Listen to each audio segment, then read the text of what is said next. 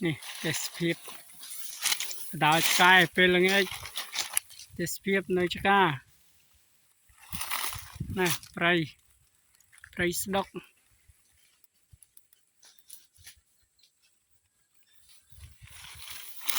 đào sky đào rồi chia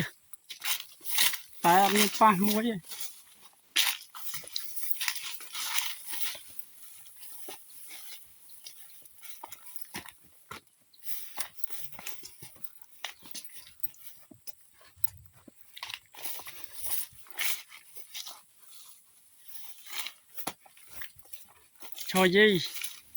cho gì tao ơi cho gì đào pray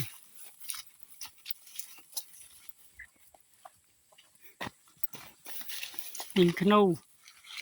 nấu má cái nấu thịt cháo lắm ạ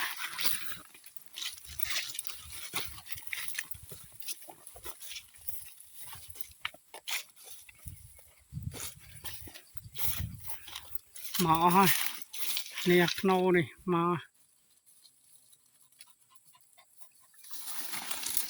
lên nè chỉ nắp trên kia này cài ró nó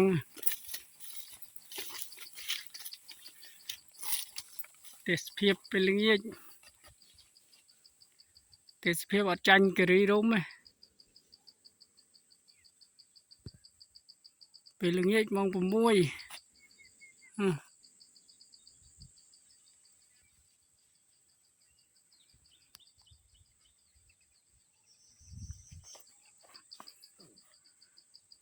នេះអ្នកមើលអត់ដឹងថាគេរីរុំនេះ